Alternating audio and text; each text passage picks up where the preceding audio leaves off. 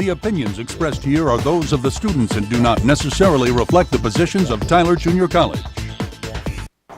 Coming up on the Drumbeat, we talk about the speech and debate team's success on the roads. We'll also give information about the parking safety on campus. And the TJC soccer team earns their rings. All this and more coming up next on the Drumbeat. From Studio 203 in Potter Hall on the campus of Tyler Junior College, this is the Drumbeat.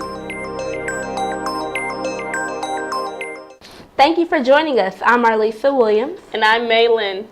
The Tyler Junior College speech and debate team has recently claimed victory in the regional tournament, qualifying them to attend 2 back-to-back national debate tournaments. The University National Tournament, AFA, which will be on April 5th through April 9th in Colorado Springs. Colorado, the Community College Tournament, Phi Rho Phoi, will be at Daytona Beach, Florida from April 9th to April 15th. Many students have received tickets due to illegal parking, both on or near campus. Here's Anna Graves with more. Recent events of students being ticketed for illegal parking has reoccurred throughout campus. An anonymous homeowner informed TJC's provost of a student's vehicle blocking their driveway. We were approached by a neighborhood who was asking if we could have conversations with our student body about being good neighbors with them. We would like to start a campaign working with our student organizations that gets our students to park in appropriate spaces and also to be respectful of anyone that's not a part of the college. Some students might park off campus in neighborhoods, but campus police are authorized to issue a City of Tyler ticket if a student's vehicle is illegally parked off or near campus. The students also have to have personal responsibility. You know, those are state laws. You can't do that. You can't park where you're not supposed to. The majority of the students receiving tickets say they don't mean to cause danger or inconvenience. Often they are rushing to class or can't find enough open spaces in the parking lots. I parked in front of somebody's house, but the thing about it is the house was for sale. So that's why I parked in front of it, thinking I wasn't going to get a parking ticket. I parked on the wrong side of the road, facing the wrong way, and I got a City of Tyler ticket. And I've talked to some of the people, and they say that we can park there, but they say to leave a space so that they can park their car. But then the city still gives us tickets, so I'm just like, what's going on? If a student gets a ticket they don't think they deserve, we have an appeals process. They come in, they fill it out, and they say, this is why I don't think I should have gotten this ticket. We have a committee that meets, and they'll approve it or disapprove it. A few examples of what not to do when you park include parking on the wrong side of the road, parking in designated areas where you're not permitted, taking up 2 parking spots, parking in front of a fire hydrant, and for students, don't park in the faculty parking lots. I am Anna Graves for thedrumbeat.com. Students, be sure to stay up to date with current traffic laws around campus. You can find them on the TJC website or handbook. TJC's soccer program has been built on the culture of success. Steve Clements became the coach in 2002 and has won 6 national championships with TJC. The TJC soccer team received their championship rings at the basketball game that took place on February 14th. Players on the soccer team have been described as well-disciplined and very tight-knit group. The recruiting process involves former players mentoring and helping new players succeed, not just on the field but also in life. Coming up after the break, we discuss some of the new policies concerning firearms on campus. I'm Jenny Garth, and as a mother of 3, I know kids worry about a lot of things. Getting enough food to eat shouldn't be one of them. But here in America, that is a real worry for 1 in 5 children. Even though we are one of the most food-rich countries in the world, 15 million children don't know where their next meal is coming from. This is unacceptable, and something the Feeding America nationwide network of food banks is working to solve. Instead of accepting that our country lets billions of pounds of surplus food go to waste every year, Feeding America has made it their mission to help families in need by rescuing this food. Through food pantries and meal programs, the nationwide network of food banks provides more than 3 billion meals, serving virtually every community in the United States, including yours. Join me in supporting Feeding America and your local food bank by visiting feedingamerica.org. Together we can solve hunger. Together, we're Feeding America. Look at you. You're at the top of your game.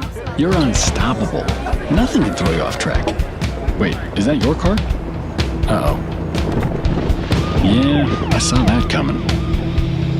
That will throw you off track. You're looking at around 10 grand in fines, legal fees, and increased insurance rates. Let's try this again. Smart move. Because buzz driving is drunk driving. Welcome back to the Drum Beat. Many students may not be aware of the controversy concerning new gun control laws. Quentin Smith brings us the story.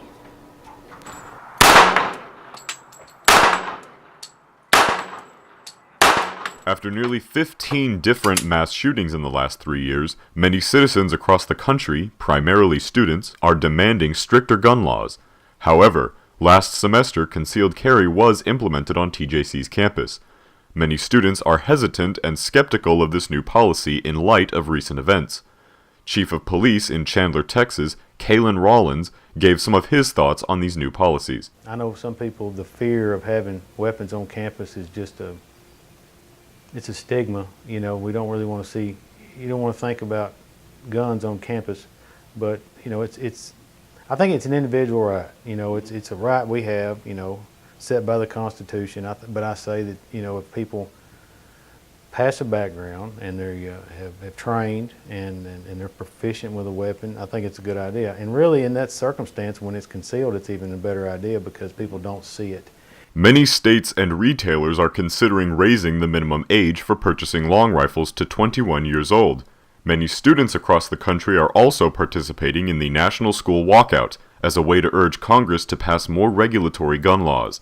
The walkout is set to take place on March 14th. I'm Quentin Smith for thedrumbeat.com.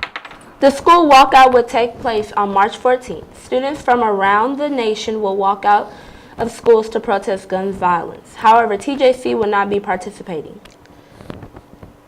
When we come back from the break, we'll take a look at the new EMS simulator recently installed on campus.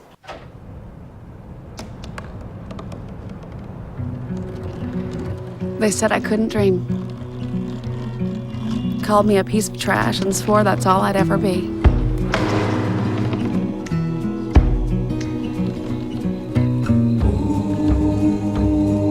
Said a bottle couldn't see the ocean.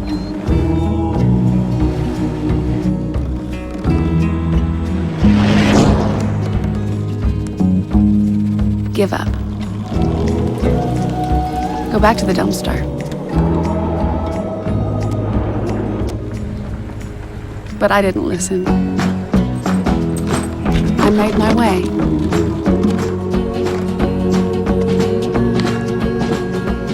And now, I am what I've always wanted to be.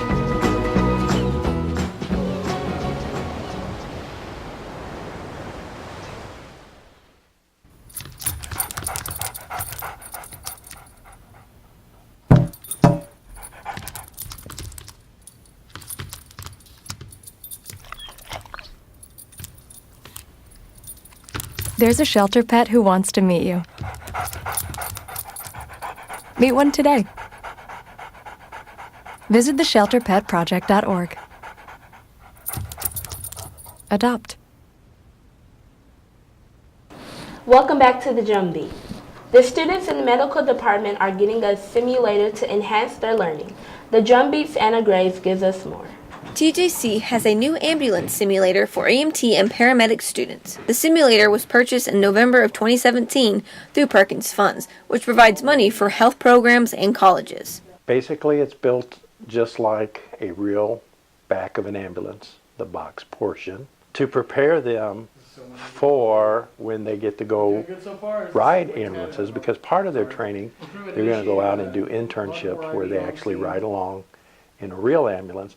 And this helps get them acclimated to that. Last semester, students only had a brief time with the simulator. However, this semester and going forward, the ambulance will see much more use. They're getting more real-life simulation instead of just somebody acting out, because we can control the simulator to whatever we want the patient to do. The mannequins themselves are part of the simulation, but the ambulance provides that extra real-life training for students to be able to transport patients on the stretcher into the ambulance. The ambulance inside, that simulator inside, is stocked kind of the same way, so that they get used to how they have to get their equipment, how much room they have to take care of a patient in the back of the ambulance. I am Anna Graves for thedrumbeat.com. The simulator is also getting logos and graphics added to the exterior to represent TJC colors. The simulator is located in Pirtle Tech in the medical classroom on the 2nd floor. Thank you for joining us today. Remember, you can always find the latest news at thedrumbeat.com. The opinions expressed here are those of the students and do not necessarily reflect the positions of Tyler Junior College.